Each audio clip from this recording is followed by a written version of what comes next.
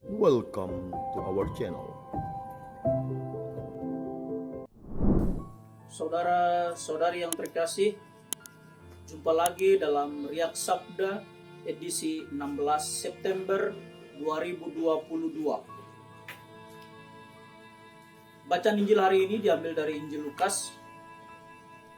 Dikisahkan bahwa Yesus berkeliling dari kota ke kota dan dari desa ke desa untuk memberitakan Injil Kerajaan Allah.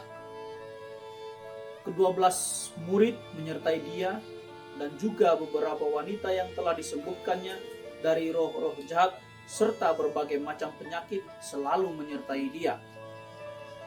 Para wanita itu ialah Maria yang disebut Magdalena yang telah dibebaskan dari 7 setan, Yohana istri Kuza, bendahara Herodes, Susana, dan masih banyak lagi yang lainnya. Wanita-wanita itu melayani seluruh rombongan dengan harta kekayaan mereka. Bapak, Ibu, Saudara, dan Saudari yang terkasih, hidup beriman seringkali menghadapi banyak tantangan dan godaan, terutama dalam kehidupan dan situasi perkembangan zaman ini. Dunia semakin terbuka dan banyak hal yang diperoleh atau informasi-informasi diperoleh, perlu ada suatu bukti nyata yang pasti agar kita boleh mempercayai hal itu. Dalam konteks kehidupan beriman, tentu saja kadang suatu peristiwa atau suatu kejadian dapat mengubah seluruh hidup kita. Dalam hal ini, iman kadang berasal dari situasi atau peristiwa hidup seseorang. Bahkan peristiwa hidup itu seringkali di luar dari akal sehat manusia.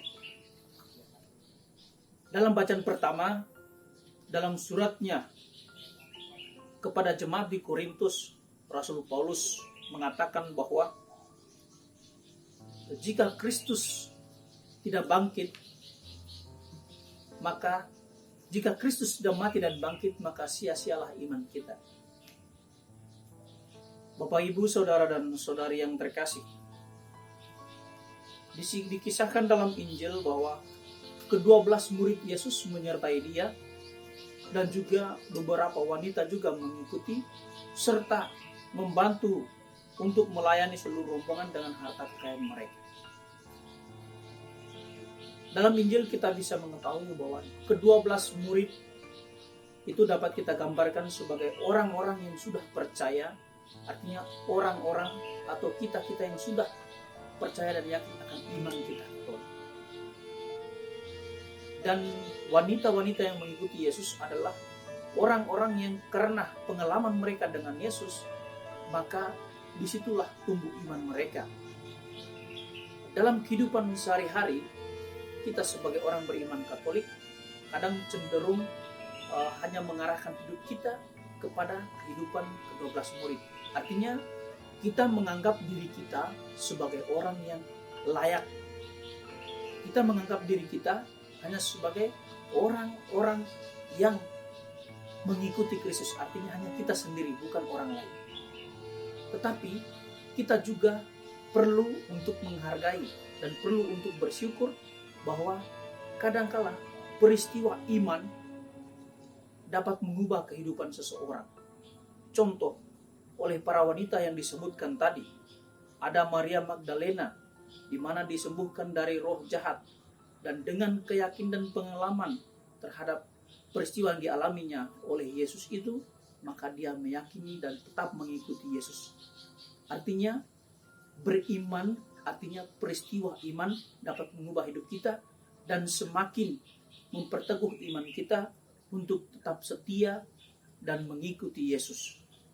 Menjadi pertanyaan untuk refleksi kita adalah sejauh mana hidup beriman kita, sejauh mana iman kita terhadap Yesus yang kita yakini, agar kita mampu menjadi pewarta-pewarta iman dalam kehidupan kita sehari-hari, menjadi orang-orang yang bertumbuh dalam iman akan Kristus, iman dalam Katolik, yang mampu mengubah hidup kita dalam hidup berbangsa, bergereja, dan bermasyarakat dalam kehidupan kita.